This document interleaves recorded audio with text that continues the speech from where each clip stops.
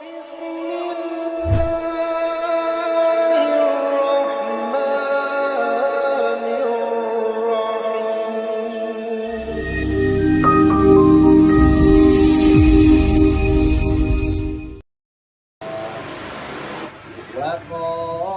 الإنسان ما لها يومئذ تحدث أخبارها اللهم ارحمنا بالقرآن واجعله لنا إماما ونورا وهدى ورحمة اللهم ذكرنا منه. Yang kita baca bareng-bareng secara berjamaah setiap pekannya, setiap hari Senin malam Selasa. Dan alhamdulillah atas segala kasih sayang Allah Subhanahu wa taala, kita bisa kembali bareng-bareng di hatam yang kedua setelah kita mengadakan pengajian Majlis Taklim Raudhatul Jannah ini. Di hatam yang kedua masih bisa ikut, bisa hadir, dan semoga terus di hatam yang berikutnya juga kita masih diberikan kesempatan oleh Allah Subhanahu wa taala untuk hadir di Majlis Taklim ini. Yang utama, meskipun misalkan kita dikasih umur panjang oleh Allah Subhanahu wa taala, yang kita minta kepada Allah itu semoga kita selalu bisa istiqomah, ya, selalu bisa istiqomah untuk beribadah, istiqomah untuk sholat ke masjid untuk berjamaah, istiqomah untuk hadir di majlis taklim, baik itu di masjid ataupun di lingkungan sekitar kita, istiqomah dalam berbagai hal kebaikan. Karena orang yang istiqomah itu orang yang insya Allah sudah mendapatkan jaminan surga oleh Allah Subhanahu wa taala. Di dalam surah Fussilat, innalladzina qalu rabbunallahu tsumma istaqamu tatanazzalu alaihimul malaikatu alla takhafu wa la tahzanu. Kata Allah, hai malaikat turun ke muka bumi, datangi hamba-hambaku yang istiqomah. Alla takhafu wa la tahzanu. Sampaikanlah kepada mereka, janganlah kalian bersedih, janganlah kalian takut. Wa absyiru bil jannah, dan berilah kabar gembira mereka bil jannah dengan surga. Allati kuntum tu'adun, surga yang telah dijanjikan. Jadi orang yang istiqomah dalam ibadah, orang yang istiqomah berusaha mendekatkan diri kepada Allah Subhanahu wa taala, wa absyiru bil jannatil lati kuntum tu'adun. Jadi kabar gembira dari Allah itu surga, bukan apa-apa. Nah, surga ini kan puncak kenikmatan yang diberikan oleh Allah kepada hamba-hambanya. Baik. Sebelum kita tutup, saya ingin menyampaikan satu hadis Nabi Shallallahu Alaihi Wasallam, dan semoga menjadi penambah semangat kita dalam beribadah, penambah semangat kita dalam melakukan amal soleh. Rasulullah Shallallahu Alaihi Wasallam bersabda, man ahabba liqa Allah, barang siapa yang senang bertemu dengan Allah. Man ahabba liqa Allah, barang siapa yang senang bertemu dengan Allah, ahabballahu liqa'ah, maka Allah akan senang bertemu dengannya. Nah, kira-kira ya bapak-bapak mau bertemu dengan Allah enggak? Mau. Satu di antara jalannya itu cuma jalannya satu tuh. Mati dulu. Itu loh, Bang. Man ahabba liqa Allah, ahabballahu liqa'ah, barang siapa yang senang bertemu dengan Allah, maka Allah akan senang bertemu dengannya. Di surah Al-Kahfi ayat 110, ayat terakhir. Al-Kahfi ini surat keberapa Pak Yus? 18. Ayat surah ke 18. Surah ke-17 Al-Isra, ke-18-nya Al-Kahfi. Masya Allah. Ini sudah biasa baca. Calon surga. Amin, amin. Amin. Gitu udah amin. Hafal apa salah satu keutamaan surah Al-Kahfi itu? Salah satu keutamanya apa? Ketika ada fitnah Dajjal, orang yang baca Al-Kahfi, hafal Al-Kahfi dan menjaga surah Al-Kahfi, dia akan terhindar dari fitnah itu. Berapa ayat tuh yang dijelaskan dalam hadis itu tentang keutamaan Al-Kahfi itu? 10 ayat. Hafal? Belum. Belum.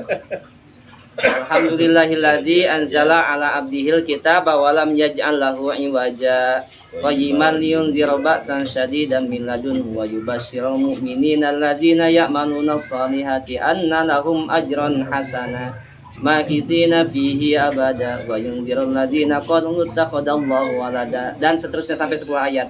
Kalau bisa sampai ayat 110-nya. Hafal ayat 110-nya? Caranya gimana tuh? Hah? Caranya gimana? Dihafal. Ayat 110-nya apa bunyinya? Ayat 110. Ada yang hafal? Baca. Boleh. Boleh baca lah. Ayat 110 Al-Kahfi. Kul innama. Ayat 110-nya. Akhir ayatnya, barisan paling akhirnya famangkan aja, biar nggak terlalu inilah. Famangkan yarju liqa rabbih falyamal amalan shaliha wala yusyrik biibadati rabbih ahada. Barang siapa yang berkeinginan bertemu dengan Allah, siapa yang ingin bertemu dengan Allah, dengan Rabbnya, syaratnya 2. Pertama, fal ya'mal amalan sholiha, melakukan amal kebaikan. Yang kedua, wala yusyrik bi ibadati rabbih ahada, jangan menyekutukan. Jadi 2. Pertama, melakukan kebaikan, amal soleh. Yang kedua, jangan menyekutukan Allah. Nah, 2 hal ini menjadi syarat bagi orang yang hendak bertemu dengan Allah. Ada kemauan ingin bertemu dengan Allah Subhanahu wa taala. Maka siapa yang ingin bertemu dengan Allah, yang senang bertemu dengan Allah, maka Allah akan senang bertemu dengannya. Apa makna senang di situ? Di dalam kitab dijelaskan, Samarqandi, Al-Laisi Samarqandi menjelaskan bahwa makna daripada senang bertemu dengan Allah itu ay al-masiru ila daril akhirati. Jadi senang untuk kembali ke kampung akhirat. Mau balik ke kampung akhirat, berarti jalannya satu, mati dulu. Nah, orang yang udah siap, orang yang mengumpulkan seluruh amal kebaikannya, ketika ruh itu dicabut dari jasadnya, maka dia sudah siap dan bertemu dengan Allah Subhanahu wa taala dalam keadaan senang. Nah, ketika orang senang bertemu dengan Allah, Allah akan senang bertemu dengannya. Kenapa? Ada orang yang senang bertemu dengan Allah karena orang yang senang bertemu dengan Allah itu dari mulai dia sakaratul maut udah diberikan kabar gembira oleh Allah Subhanahu wa taala. Annal mu'mina, bahwasanya seorang mukmin idza kana indan naz'i, ketika dicabut ruh dari jasadnya. Seorang mukmin yang ketika ruhnya dicabut dari jasadnya. Baik, kira-kira nih, kalau seseorang diambil ruh, dicabut ruh dari jasad itu namanya sakaratul maut, mati ya. Makna mati itu berpisahnya ruh dari jasad menuju alam selanjutnya. Mati itu pisahnya ruh dari jasad menuju alam selanjutnya, itu alam barzakh. Setelah alam barzakh, alam akhirat. Nah, orang mukmin ketika dia dicabut ruh dari jasadnya, yubasyaru biridwanillahi wa jannatihi, diberikan kabar gembira dengan keridhaan Allah dan surganya. Makanya kita suka melihat orang yang lagi sakaratul maut, orang mukmin yang lagi sakaratul maut, itu entah wajahnya dia berseri, senyum, bercahaya, ya.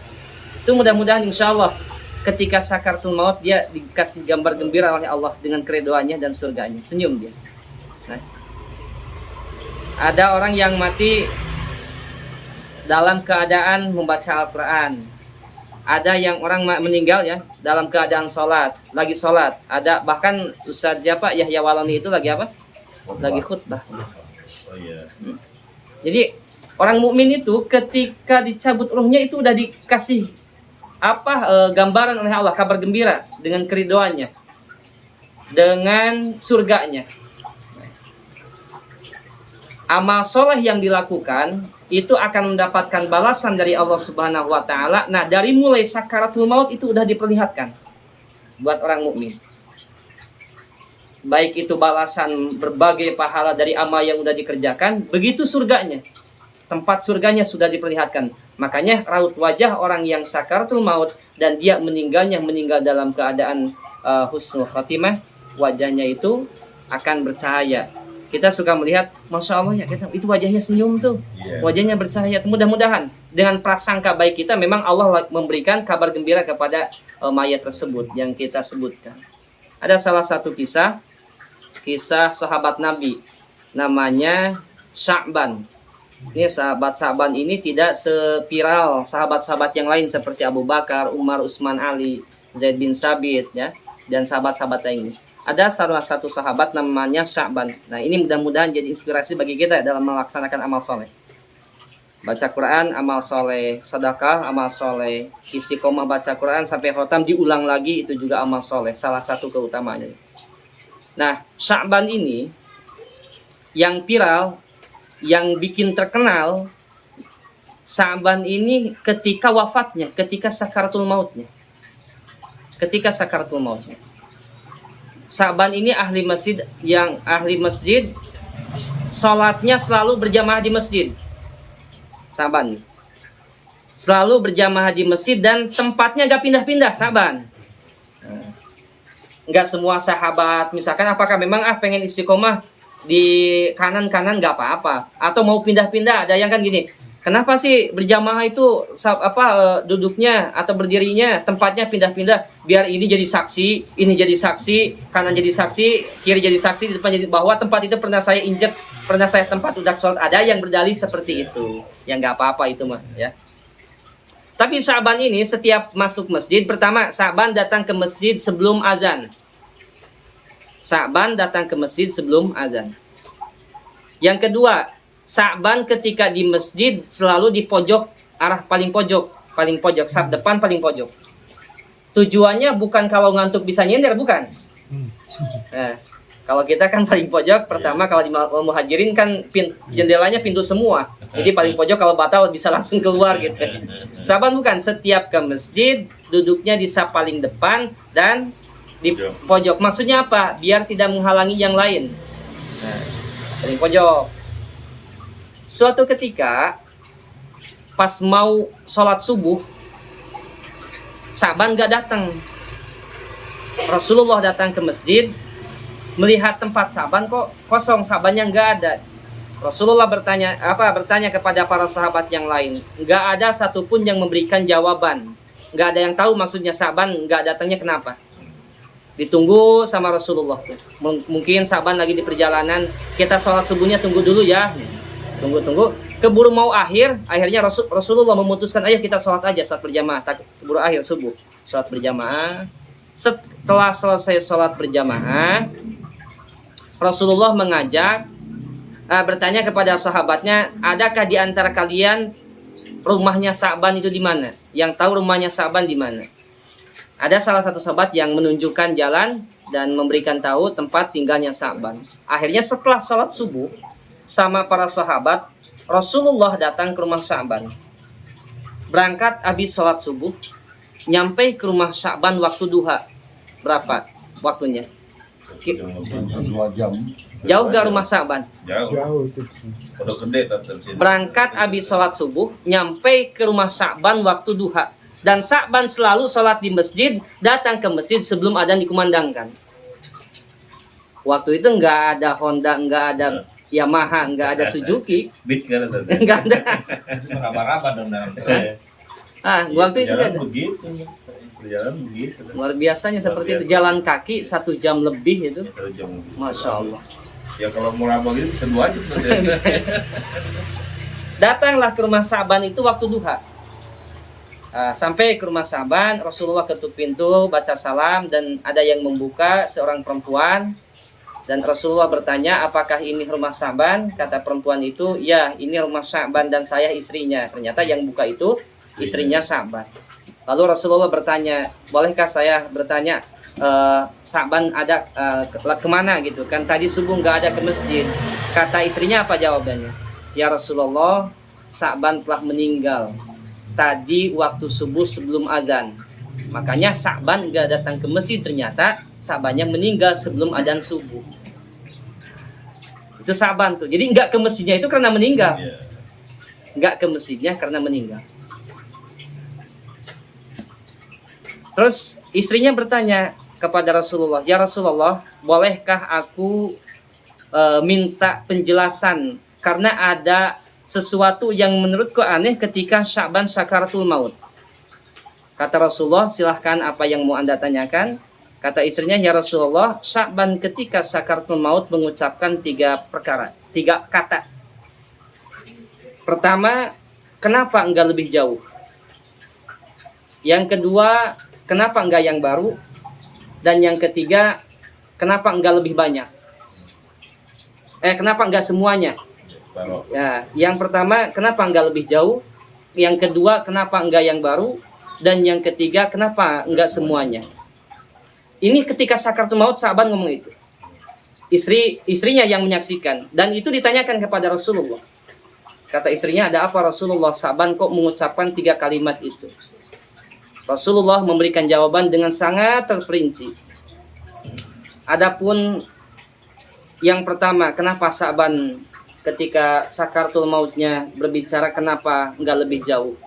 Karena di saat sakaratul maut, Sya'ban diperlihatkan oleh Allah pahala melangkahnya menuju masjid.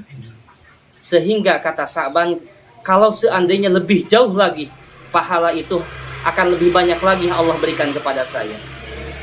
Jadi ketika sakaratul maut diberikan gambaran oleh Allah Subhanahu wa taala, kabar gembira oleh Allah Subhanahu wa taala dengan pahala berjalan ke masjidnya. Kata Sya'ban, lagi sakaratul maut, kenapa enggak lebih jauh? Kalau seandainya lebih jauh lagi, pahalanya akan lebih banyak lagi. Lalu yang kedua, kenapa enggak yang baru? Nah, kata Rasulullah, ketika Sya'ban masih hidup, pada musim dingin, Sya'ban itu telah memberikan pertolongan kepada seseorang yang kedinginan. Jadi pas Sya'ban mau ke masjid lagi musim dingin, di tengah perjalanan Sya'ban merasa dingin, udah jalan merasa dingin, balik lagi ke rumah, ambil baju baru, didobel bajunya, didobel. Cuman Sya'ban cara makainya yang baru di dalam, yang lama di luar gitu. Yang baru di dalam, yang lama di luar. Maksud Sya'ban itu, kalau selama perjalanan baju ini kena debu, masih ada baju baru di dalam, bisa saya untuk sholat gitu kan, bisa untuk dipakai sholat di masjid. Di tengah perjalanan ada seseorang yang kedinginan banget, ada yang kedinginan. Akhirnya Sya'ban memberikan pertolongan dengan memberikan baju yang dipakainya. Nah, Sya'ban memberikan pertolongan dengan baju yang di luar, karena Sya'ban pakai bajunya 2. Memberikan pertolongan yang di luar yang dipakai, dikasih, nih pakai, kalau kedinginan pakai baju saya ada 2 kok bajunya. Nah, dengan ikhlas lillahi ta'ala, Sya'ban memberikan pertolongan itu. Ketika sakaratul maut itu ternyata menjadi amal soleh yang diberikan digambarkan oleh Allah Subhanahu wa taala ketika sakaratul maut tentang pahala menolong itu. Akhirnya Sya'ban dalam sakaratul mautnya ngucap, kenapa enggak yang baru? Maksudnya seandainya yang baru itu yang dikasih, mungkin pahalanya akan lebih bagus lagi, lebih banyak lagi. Itu Sya'ban. Lalu yang ketiga, kata Rasulullah SAW, kenapa enggak semuanya? Maksudnya, ketika semasa hidup Sya'ban, waktu Sya'ban mau sarapan pagi, Sya'ban udah menyediakan roti dan susu. Datanglah seorang pengemis, minta tolong pengen makan. Kata pengemis itu, saya udah 3 hari nggak makan. Akhirnya karena ibanya, Sya'ban makanan roti dan minuman susu itu dibagi 2. Dibagi 2 rata. Rotinya dibagi 2, jadi sepotong buat Sya'ban, sepotong buat pengemis itu. Susunya juga yang mau diminum itu dibagi 2. Sebagian buat Sya'ban, sebagian buat pengemis itu. Ketika sakaratul maut, pahalanya diperlihatkan oleh Allah Subhanahu wa taala. Kata Sya'ban, kenapa enggak semuanya? Seandainya semuanya saya kasih, pahalanya akan lebih banyak lagi. Nah itu. Jadi orang mukmin itu orang mukmin idza kana indan naz'i, ketika anal mu'mina idza kana indan naz'i, ketika dia sakaratul maut, dicabut ruh dari jasadnya, itu Allah Subhanahu wa taala yubasyiru biridwanihi, memberikan kabar gembira dengan ridhonya Allah, wa jannatihi, dan surganya Allah. Membaca Quran ini adalah amal soleh. Walaupun kita bacanya nggak banyak-banyak, cuma 1-2 ayat atau 1 ain 2 ain. Pengen khatam itu harus nunggu 1 tahun bahkan 2 tahun gitu kan. Tapi dengan istiqomah itu mudah-mudahan ini menjadi amal soleh yang Allah Subhanahu wa taala dengan keridoannya memberikan kabar gembira sehingga kita menjadi ahlul Quran fid dunya, ahlul Quran fil akhirah, dan kita bisa mendapatkan balasan surganya. Amin ya Allah ya rabbal alamin ya. Yang terakhir, wa man kariha liqa Allah karihallahu liqa'ah. Barang siapa yang enggan bertemu dengan Allah, maka Allah enggan menemuinya. Orang yang enggan bertemu dengan Allah, maka Allah enggan menemuinya. Maknanya ialah fa innal kafiro, orang yang jahat, bisa dimaknakan orang kafir, hina yara ma u'idda lahu minal uqubati, di saat ia melihat. Jadi ketika sakaratul maut, orang kafir itu juga akan diperlihatkan balasannya oleh Allah Subhanahu wa taala. Hina yara ma u'idda lahu, apa yang telah dijanjikan kepadanya, minal uqubati, dari berbagai siksa. Jadi orang jahat, orang yang pendosa dan tidak mau bertobat, itu ketika sakaratul maut diperlihatkan ma u'idda lahu minal uqubati, apa yang dijanjikan oleh Allah dari berbagai siksaan.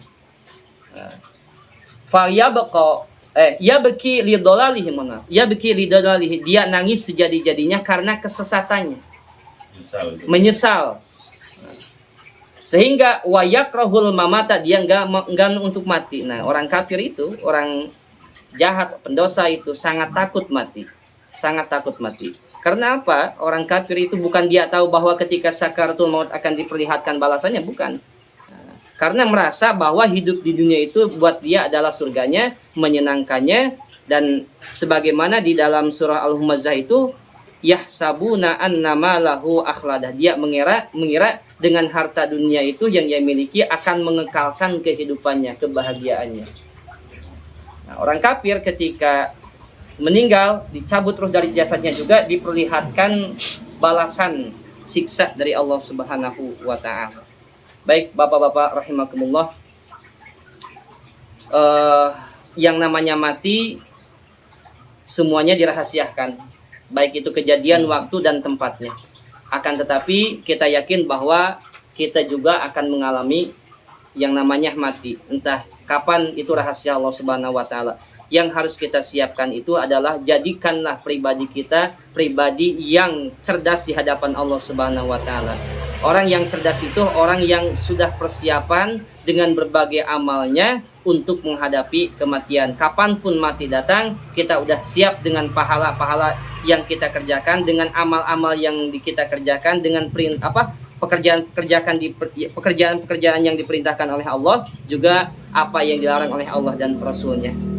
Yang mudah-mudahan sekali lagi hadirnya kita di majlis taklim ini sebagai bentuk rasa cinta kita kepada Allah, sebagai bentuk rasa iman kita terhadap kalam Allah, dan mudah-mudahan Al-Quran memberikan syafaat kepada kita kelak di yaumil qiyamah. Amin ya Allah rabbal alamin. Ala hadihin ya wa ila hadratin nabiyina Muhammadin sallallahu alaihi wasallam. Al-Fatihah. A'udzubillahi minasyaitonir rajim. Bismillahirrahmanirrahim. Alhamdulillahi rabbil alamin. Ar-Rahmanir Rahim. Maliki yaumiddin. Iyyaka na'budu wa iyyaka nasta'in. Ihdinas siratal mustaqim. Siratal ladzina an'amta 'alaihim ghairil maghdubi 'alaihim waladdallin. Bismillahirrahmanirrahim. Shadaqallahul azim wa shadaqa rasuluhul karim wa nahnu ala dzalika minasyahidin wasyakirina walhamdulillahi rabbil alamin. Alhamdulillahi hamdan yuwafi ni'amahu wa yukafi mazidah. Ya Rabbana lakal hamdu kama yanbaghi li jalali wajhikal karimi wa azimi sultanik. Rabbana taqabbal minna innaka antas samiul alim wa tub alaina innaka antat tawwabur rahim. Wahdina wa waffiqna ilal haqqi wa ila siratikal mustaqim. Bi barakati khatmil Qur'anil azim wa bi jahi habibika wa rasulikal karim. Wa'fu anna ya karim wa'fu anna ya rahim. Waghfir lana dzunubana bi fadlika wa karamika ya akramal akramin wa ya arhamar rahimin. Allahumma nawwir qulubana bi tilawatil Qur'an wa zayyin akhlaqana wa hassin a'malana bi dzikril Qur'an. Allahumma hdina wa yassir umurana wa hassil maqasidana waqdi hajatina. Silahkan yang punya hajat dengan keberkahan Al-Quran, mudah-mudahan hajat-hajat kita diperkenankan oleh Allah Subhanahu wa taala. Waqdi hajatina min hawaiji dunya wal akhirah.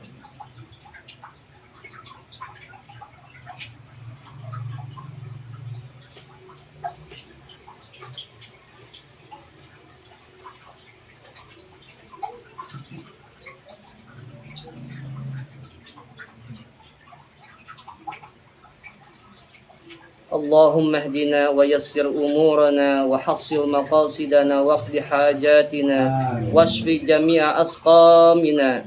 Mudah-mudahan semua yang sakit, keluarga kita, saudara-saudara kita, kaum muslimin wal muslimat, dengan keberkahan Al-Quran Allah mengangkat segala penyakitnya dan memberikan kesehatan seperti sedia kala. Wa tammim amalana bi hurmatil Quran ya Rahmanu ya Rahim. Allahumma ij'alil Qur'ana lana fid dunya qarina wa fil qabri munisa wa fil qiyamati syafi'a wa 'alal sirati nura wa fil jannati rafiqa wa minan nari sitra wa hijaba. Allahumma arhamna bil Qur'anil Karim waj'alhu lana imama wa nura wa huda wa shifaa wa rahmah. Allahumma dzakirna minhu ma nasina wa 'allimna minhu ma jahilna warzuqna tilawatahu ana al-laili wa atrafan nahar waj'alhu hujjatan lana ya la hujjatan alaina ya arhamar rahimin. Allahumma inna ala dzikrika wa syukrika wa husna ibadatik. Rabbana innana sami'na munadiyan yunadi lil imani an aminu bi rabbikum fa amanna. Rabbana faghfir lana dzunubana wa kaffir 'anna sayyi'atina wa tawaffana ma'al abrar. Rabbana wa atina ma wa'adtana 'ala rusulika wa la tukhzina yaumal qiyamah innaka la tukhliful mi'ad. Rabbana zalamna anfusana wa illam taghfir lana wa tarhamna lanakunanna minal khasirin. Rabbana ighfir lana dzunubana wa israfana fi amrina wa tsabbit aqdamana wansurna 'alal qaumil kafirin. Rabbana atina min ladunka rahmatan wa hayyi' lana min amrina rasyada. Rabbana hab lana min azwajina wa dhurriyyatina qurrata a'yun waj'alna lil muttaqina imama. Rabbana la tuzigh qulubana ba'da idh hadaitana wa hab lana min ladunka rahmatan innaka antal wahhab. Rabbana ighfir lana wa li ikhwanina alladzina sabaquna bil iman wa la taj'al fi qulubina ghillan lil ladzina amanu rabbana innaka ra'ufur rahim. Rabbana ighfir lana wa li walidayna warhamhuma kama rabbayana shighara. Rabbana atina fid dunya hasanah wa fil akhirati hasanah wa qina adzabannar. Wa sallallahu ala sayyidina Muhammad wa ala alihi wa sahbihi ajma'in walhamdulillahi rabbil alamin. Amin amin ya Allah ya rabbal alamin. Subhanakallahumma wa bihamdika asyhadu an la ilaha illa anta astaghfiruka wa atubu ilaik. Walhamdulillahi rabbil alamin. Assalamualaikum warahmatullahi wabarakatuh. Waalaikumsalam warahmatullahi wabarakatuh.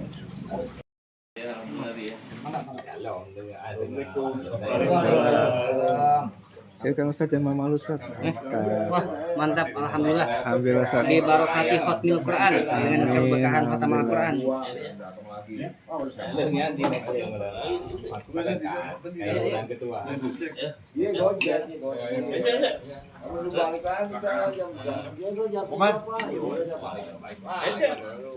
Pak Pur, jangan ragu-ragu Pak Pur. Ajar boleh. Ajar gue. Malu-malu. Kamu disuruh bayar oh dia cawa ibu. Ada malu-malu mau untuk disuruh bayar. Katanya dari masjid langsung ke ngaji. Anak iya, anak Pak silakan Pak, ayo Pak. Itu masjid.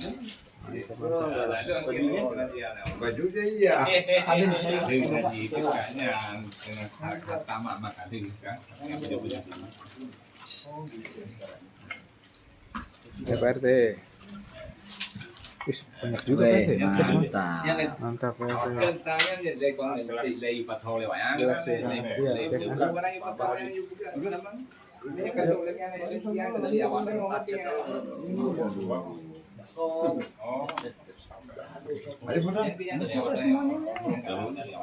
Pak, silakan Pak.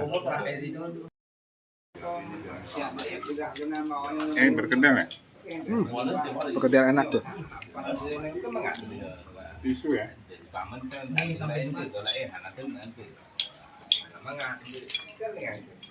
Pais, ayo Pais. Iya, selalu gampang.